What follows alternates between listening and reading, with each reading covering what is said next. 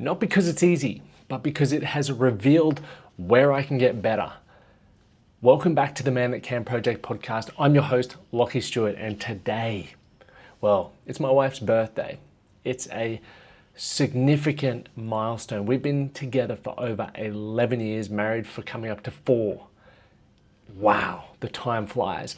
And today I wanted to share with you 4, key things that I believe are important to having a successful, loving marriage. Not one where you are just housemates, one where you actually continue to grow together, you fall more in love every day, and you just can't wait to see where the future goes. This for me is personal, right? It's exciting and it's a day to celebrate my wife. And if you're listening, you may have that significant other, you may have someone that you've been with just recently, right? A new relationship you've entered, or a relationship that you've been in for longer than Amy and I have. And these will truly work. So thank you guys. If you know you're gonna like this one, make sure you click the subscribe button below. But let's get into it. So 4 lessons that marriage has taught me. First one, don't stop dating, ever. Creating the new experiences together, adventure, fun, and the feedback keeps the relationships alive. Think about back when the relationship just started, or if you're in that phase now, think about what you need to continue doing even when you get complacent, because when year after year you're doing the same thing, you tend to gravitate to the things that you like, right? We're trying new experiences, we're saying new things in the relationship, and you're like, oh, can't do that, or yes, we can do more of that. And that's what the body does. It likes finding routines, and it likes finding comfort and safety. So therefore, as a byproduct, you're going to build a comfortable and a safe relationship.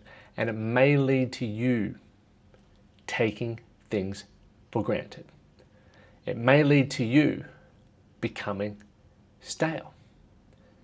How often do you catch yourself talking about back when? When you were in your younger years, when the honeymoon phase was around. The thing is that when things are new and exciting, they've got their shine, we treat them differently. So the key question to ask here is, how do you keep the shine in your marriage? For me, it is literally about continuing to date. Who I am now versus who I was a decade ago, who my wife is now versus who she was a decade ago, has changed. I still remember, when we first met, we went on our first holiday in Thailand. And many of you have probably heard the bad story of that. But there were so many fun moments in that, right? As our first holiday together, overseas especially, we were still figuring out who we were, what our personalities were like, what were the boundaries and all of that sort of stuff. And it was just so fun. We were carefree. We were 23 and carefree. How good's that? But that was really it.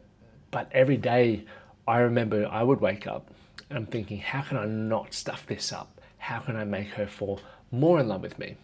I think as I've gotten older, there was definitely a period where I stopped asking myself that question. I just thought to myself, we've been together long enough.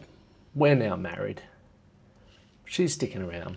But that is a wrong thing to think.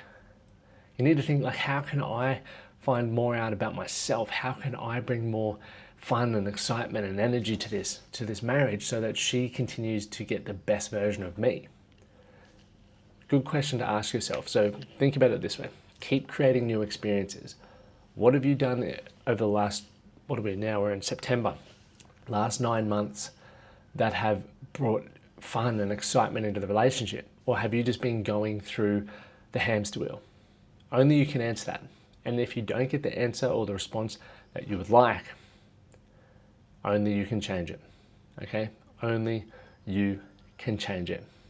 I can look back on my year.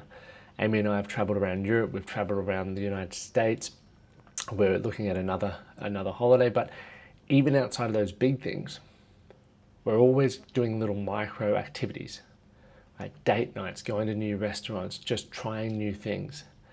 And for us, it keeps things fun, it keeps things exciting. So don't stop dating, number 1. Point 2, keep learning. You may be thinking to yourself, why do I need to keep learning?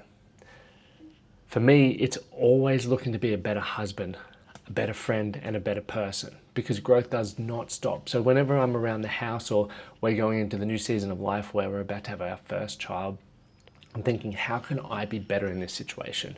Not just, I guess, buying more and providing more, but what skills do I need to learn? I think back to a decade ago, or 2014, my initial thoughts were, I want to be a good husband and I want to be a good father one day. Even though I was not thinking about having kids, that was just like my benchmark, because it made me think about things. Okay, well, I want to be present. What do I need to do in order to be present? I needed to build my own business. I needed to earn X amount of money.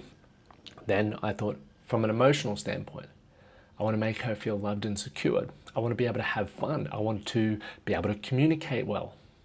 So I started learning all of those skills because I needed to get better. Who I was then is very different to who I am now. And it's going to be very different. I guess the version of me who I am now is going to be very different over the next 10 years, because I need to continue growing.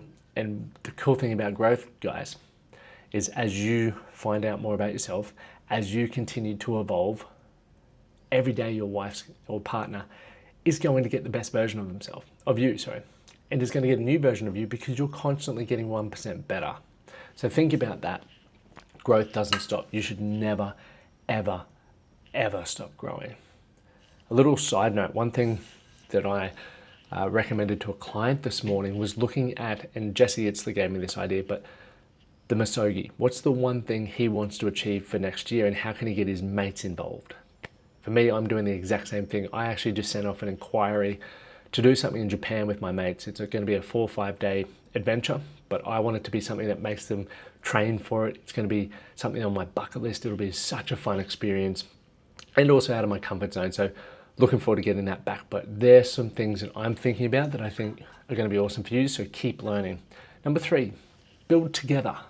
You're not competition, right? You're a team. The thing is like, you're co-founders of this shared life. Every win is multiplied when it's built as a team. I see couples who are just fighting against each other. It's like, this is my money, that's your money. That's your goal, that's my goal.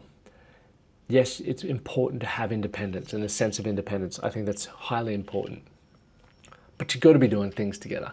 Your success is your partner's success, and vice versa. That's the way Amy and I look at it. We truly celebrate and support each other. There are times when I need to lead, and then there's times where I need to step back and support.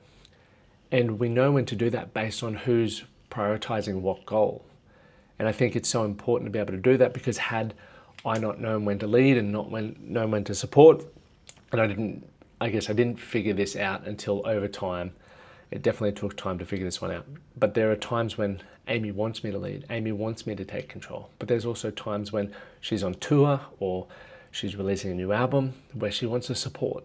And I could imagine now that we're having a kid, it's going to be different, and we're going to have to navigate that. But it's being aware. If we aren't aware of the problems, and if you aren't aware that you aren't working together, it's going to be very hard to shift that. So just step back, right? Think about, how's the quality of your marriage right now? Do you feel like you guys are working together, or are you working against each other? You know the answer to that. And then if you feel like you're working together, awesome. That's what teamwork is, and that is what I believe will lead you to a continued, successful, healthy marriage. If you're working apart, you need to start having some conversations to get on the same page. And that goes back to step 2, like continued learning or keep learning. If you don't feel comfortable doing that, this is where we got to start. This is the bottleneck. This is the roadblock that is stopping you achieving that. And maybe you should check out my Man That Can Scorecard, which you can get in the comments. But it'll help you see where you're thriving and where you're drifting in the 7 key domains of life. Now, 4, be here now. Happiness, and I want to read this one out, but happiness isn't waiting at the next milestone. It's in the moments we choose to fully enjoy today.